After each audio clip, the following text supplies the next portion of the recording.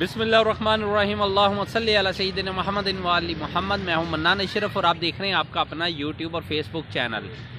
तीन बड़ी खबरें हैं। सबसे पहले तो ये है कि चमन बॉर्डर के ऊपर जो पाक अफ़गान जंग जो है उसमें आस्ता आस्ता शिद्दत आ रही है। उसकी मेन रीज़न क्या है, नंबर वन। नंबर टू ये है कि असम्बलियाँ जब सारा कुछ तय हो गया है, फिर परवेज़ लाई के इमरान खान के साथ मुज़ाकरत हो क्यों रही है, मोहम्मद सलाई बार बार इमरान खान के पास क्यों आ रहे हैं, सदर पाकिस्तान आरिफ अलवी साहब के एजाज़ में शाइया दिया है तो उस पर क्या मुतालबात, क्या मुज़ाकरात हुए परवेज़ लाई साहब के, और उसके बाद क्या असम्बलियाँ तहलील होने के बाद इमरान खान को अगर असम्बलियाँ तहलील होती हैं तो जो धमकी आई है वो क्या आई है, और उस धमकी का कोई फ़ायदा भी होगा कि नहीं होगा। बड़ी डडी धमकी है। सबसे पहले तो ये है कि देखें, चमन बॉर्डर के ऊपर इस टाइम एमरजेंसी नाफज हो चुकी हुई है। गोलाबारी बड़ी शिद्दत के साथ अफ़गानिस्तान की तरफ से जो है पाकिस्तान के ऊपर हो रही है, बॉर्डर के ऊपर हो रही है, उसमें आम शहरी शहीद हो रहे हैं। इस टाइम वहाँ एमरजेंसी नाफज कर दी गई है हस्पतालों के अंदर और इसके अलावा आबादियों के अंदर। ये जो बॉर्डर के करीबी चमन बॉर्डर की जितनी भी आबादियाँ हैं सबको खाली करा लिया गया और सबको वहाँ जो है ना भेज दिया गया दूर दराज के इलाकों के अंदर, ताकि किसी सूरत भी है कि पाकिस्तान के अंदर जो है कि इस तरह का ज़्यादा जानी नुकसान ना हो सके। इस सिलसिले के अंदर पाकिस्तान के जो इस टाइम आर्मी है उसके अंदर बड़ी शिद्दत के साथ जो गोलाबारी हो रही है, उसके अंदर हेलीकॉप्टर भी इस्तेमाल किए जा रहे हैं ताकि किसी किस्म का कोई जो अगर गोलाबारी होती है तो इसके नुकसानात जो है वो ज़्यादा से ज़्यादा ना हो सकें। देखिए, अफ़गानिस्तान का हमेशा 40 साल से ज़्यादा अरसा हो गया पाकिस्तान अफ़गानिस्तान का साथ दे रहा है। पाकिस्तान के लिए अफ़गानिस्तान उसका दूसरा बड़ा घर है, लेकिन क्योंकि पाकिस्तान के अंदर एक बदकिस्मती है कि हम यहाँ लगे रहे रजीम चेंज ऑपरेशन की तरफ, हम यहाँ लगे रहे उल्टे सियासत के अंदर पंगे लेने के लिए, तो फिर पीछे से जो दुश्मन होता है ना हमेशा वो मजबूत होता है। हम यानी कि अच्छी भली हुकूमत चलती है, हुकूमत को चलता गया है, तो उसके बाद फिर रजीम चेंज ऑपरेशन जब फाइनल होता है और उसके रिजल्ट आने शुरू होते हैं, तो जिस तरह रजीम चेंज ऑपरेशन हुआ तो 7-8 महीनों के अंदर पाकिस्तान कमज़ोर हुआ। जब पाकिस्तान कमज़ोर हुआ तो तब बॉर्डर कमज़ोर होना शुरू हो गए। ये हमारी एक प्रोफेशनल फ़ौज है, उसे जब भी कोई ललकारेगा तो लाजमी बात है उसका रिजल्ट भी निकलेगा। अफ़गानिस्तान शायद ये भूल गया था कि जब वो रशिया के साथ लड़ रहा था तब भी पाकिस्तान ने उसकी हेल्प की, और जब वो अमेरिका के साथ लड़ रहा था तब भी पाकिस्तान की मदद के बगैर वो अमेरिका को बिल्कुल नहीं निकाल सका था। जो इत्तेहादी मुल्कों की जो फ़ौज आई हुई थी, अफ़गानिस्तान 20 साल तक लड़ती रही है, उन्हें कभी ना निकाल पाता अगर पाकिस्तान उनका साथ ना देता। लेकिन बदकिस्मती के जिसने साथ दिया उसी के खिलाफ अफ़गानिस्तान जो है इस टाइम बॉर्डर से उनके, क्योंकि सारा पंगा जो है ना इस टाइम जो हमारी खारदार तारें लग रही हैं जो बॉर्डर के ऊपर लग रही है वो तकरीबन 90% मुकम्मल हो चुकी है। लेकिन अफ़गानिस्तान की कुछ जो तंजीमें हैं वो अब नहीं चाहती हैं कि ये बाढ़ जो है ना ये मुकम्मल हो सके, तो लिहाजा लगातार हमले हो रहे हैं अफ़गानिस्तान की तरफ से। पाकिस्तान उसका भरपूर जवाब दे रहा है और ठीक ठाक गोलाबारी हो रही है। उसके अंदर जानी नुकसान भी हो चुके हैं, दर्जनों के हिसाब से अफराद जो है ज़ख्मी भी हो चुके हुए हैं। ये सारी ये दहशत गर्दी है पाकिस्तान के साथ। अगर आप ये चीज़ें हो रही है, ये बहुत ख़तरनाक सिचुएशन इख्तियार कर गई है। बहरहाल इस टाइम के ऊपर हमारी पाक फ़ौज जो है बड़े ज़बरदस्त अंदाज से अफ़गानिस्तान का बाकायदा जवाब दे रही है। इंशाअल्लाह ताला उम्मीद है कि पाकिस्तान जो है वो ये कामयाब हो जाएगा, अफ़गानिस्तान को लगातार जंग करने से रोकने में कामयाब हो जाएंगे। नेक्स्ट मैं आपको बताता हूँ कि इमरान खान को अगर एक धमकी मिली है कि अगर वो असम्बली तहलील करेगा तो उसके लिए ख़तरनाक नताइज होंगे। ख़तरनाक नताइज क्या होंगे? सबसे पहले अफ़गानिस्तान के अगर पाकिस्तान ये इमरान खान असम्बली तहलील करेंगे तो उनके खिलाफ फ़ौरन मुकदमा भी हो जाएगा और उनकी गिरफ्तारी भी मुमकिन हो सकेगी, वो नाअहल भी हो जाएंगे। ये सारी सिचुएशन जो है उन्हें इस टाइम बता दी गई है कि, लेकिन इमरान खान की तरफ से एक जवाब आया। उन्होंने कहा कि जी आप मुझे नाअहल कर सकते हैं, मुझे गिरफ्तार कर सकते हैं, आप मेरे खिलाफ मुकदमा तो दर्ज करवा सकते हैं, लेकिन आप मेरी जो वोट बैंक है उसे कम नहीं कर सकते। लिहाजा ये सारी सिचुएशन जो है ना ये पाकिस्तान के इस टाइम पीटीआई के साथ चल रही है। पाकिस्तान पीटीआई बड़ी तेज़ी के साथ जो है इस टाइम मंजर आम के ऊपर वो पूरी तरह तैयारी कर बैठे हैं कि इलेक्शन के अंदर जाना है। देखिए, परवेज़ लाई साहब इस टाइम लगातार, मोहम्मद सलाई साहब इस टाइम लगातार उनके साथ जो है वो मुज़ाकरात कर रहे हैं। देखिए, इमरान खान साहब ने एक बयान दिया था, उन्होंने कहा था कि जी जो समरी है वो साइन होके मेरे पास पड़ी है असम्बलियाँ तहलील करने के लिए, लिहाजा जब दिल करेगा हम असम्बली तहलील कर देंगे। ये चीज़ परवेज़ लाई साहब 12 मरतबा कह चुके हैं, ये इमरान खान साहब भी अपनी कई प्रेस कॉन्फ्रेंस में कह चुके हैं। लेकिन एक चीज़ बड़ी अहम है, उसके अंदर ये है कि क्या असम्बली तहलील होने के बाद भी कुछ होगा। देखिए जब असम्बली तहलील इमरान खान करेंगे ना, तो गवर्नर पंजाब जो है ना, वैसे भी वो असम्बली तकरीबन, अगर गवर्नर पंजाब ज़्यादा लुच यही टाल सकते हैं ना, यही पंगा लेंगे कि जी ठीक है आप एतमाद का वोट ले लें, परवेज लाई अपना एतमाद का वोट लेंगे, दोबारा फिर असम्बली तहलील हो जाएगी।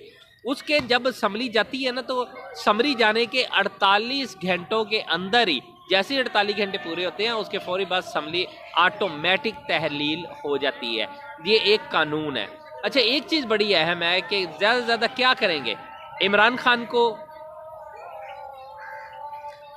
खान को इसी बात से रोकेंगे ना कि वो असम्बली तहलील ना करे, लेकिन वो तो बहरहाल फाइनल फैसला हो चुका हुआ है। और जब इस तरह के फैसले फाइनल हो जाते हैं तो फिर ये मुमकिन नहीं होता कि बैक फुट पे आना पड़े। बहरहाल पाकिस्तान के अंदर बहुत कुछ लोगों ने और ज़राए ने ये ऐलान किया है और बता रहे हैं, जिनसे हमारी बात हो रही है, कि मई इलेक्शन का महीना है, लिहाजा मई के अंदर मरकज़ सूबाई तमाम जो है ना वो इलेक्शन जो है मई के अंदर हो जाएंगे, ताकि जून का जो वो है वो दे सकेंगे। जून के फिर वो बजट आ जाता है, इसलिए अप्रैल के अंदर वैसे ही रमज़ान मुबारक है और फिर मई में इलेक्शन हो गए और मई में इलेक्शन के बाद फिर ये फाइनल हो जाएगा। अच्छा फैज़ हमीद साहब की एकदम अचानक बड़ी दबंग एंट्री होती है पीटीआई के अंदर।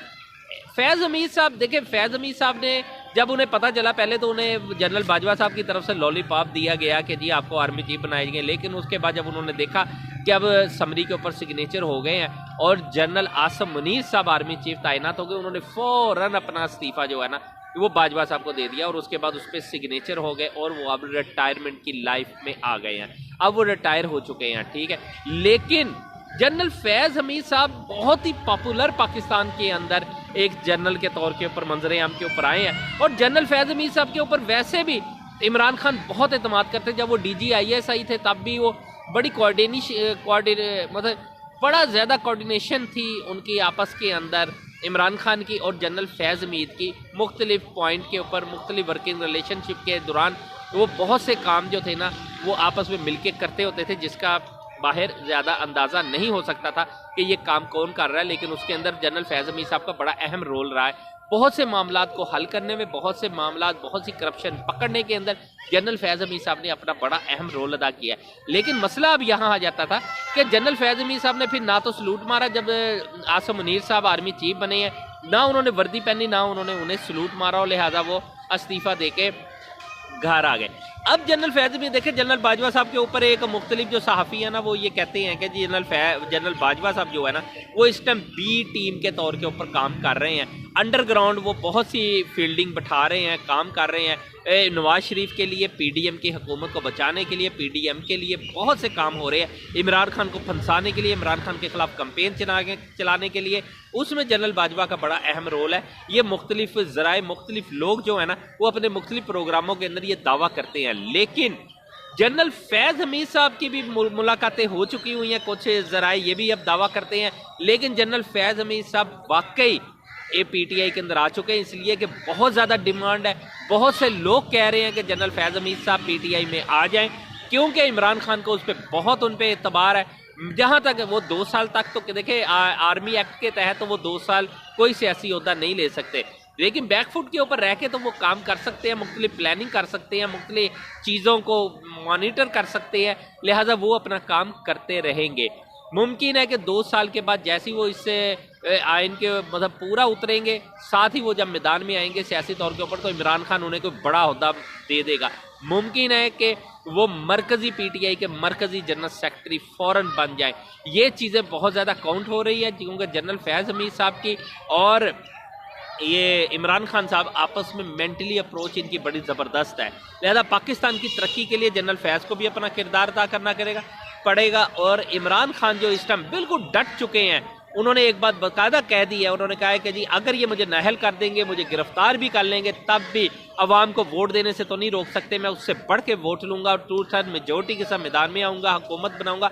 और मुमकिन है कि फवाद चौधरी साहब भी इस बात का बखूबी अंदर वो अलल ऐलान ये बात कह चुके हुए हैं कि जिस तरह ही अगर वो ये काम कर भी लेते हैं तो हम फ़ौरन असम्बलियों में आके कानून साजी करके इमरान खान को उस चीज़ से निकाल लेंगे। इसलिए कि ये सारी चीज़ें जो है झूठ पे मबनी होगी।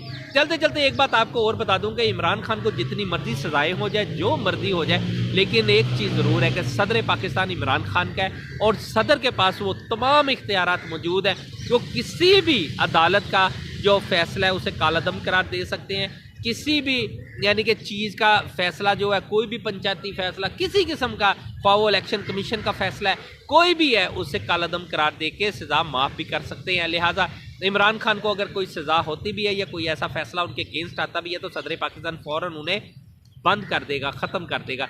लिहाजा ये पावर, ये इख्तियारात इमरान खान के पास मौजूद है क्योंकि सदर उनका है और यही चीज़ PDM जानती है।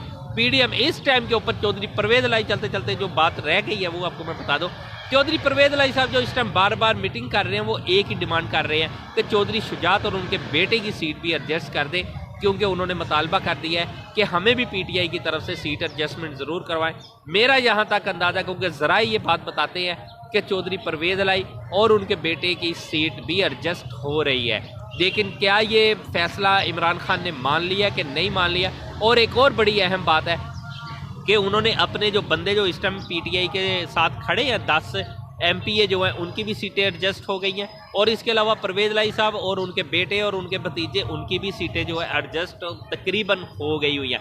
सारे फैसले, सारी चीज़ें कंप्लीट हो गई है। जो थोड़ा बहुत अंदर अभाम था वो भी इस टाइम कल मुज़ाकरा जो हो रहे हैं या हो चुके हैं, उनके अंदर ये मामला काफ़ी हद तक तय हो चुके हैं। अब बात ये है कि सारे मामला को तय करने के बाद हर सूरत अब इमरान खान असम्बलियाँ तहलील करने जा रहे हैं। वो असम्बली अगर गवर्नर पंजाब नहीं भी कोई पंगा भी लेते हैं या PDM कोई पंगा लेती है तो फ़ौरन इस्तीफ़े दे दिए जाएंगे। वो इस्तीफ़े क्योंकि स्पीकर ये PTI के हैं, लिहाजा स्पीकर फ़ौरन वो सब इस जो इस्तीफ़े हैं उन्हें मंजूर कर लेंगे और उसके बाद इलेक्शन कराना मजबूरी बन जाएगी। लिहाजा ये सारी गेमें जो है ना इस टाइम वो सोच के बैठे हुए हैं कि PDM क्या कर सकती है। लेकिन एक आप चलते चलते बात ज़रूर बता दूँ कि PDM के बड़े बड़े बुर्ज उड़ चुके हैं, ख्वाह वो नवाज शरीफ साहब है, ख्वाह वो जरदारी साहब है, ख्वाह मौलाना फजलुर रहमान साहब है, कोई भी है, सब के सब इस टाइम के ऊपर ठंडे पड़ चुके हुए हैं। सबको पता है आखिरी अब कोशिश सबकी होनी है और उसके बाद सबने घुटनों के बल बैठ जाना। मनाने को इजाज़त दीजिए, अपना चैनल का बहुत ख्याल रखिएगा। अल्लाह हाफिज़।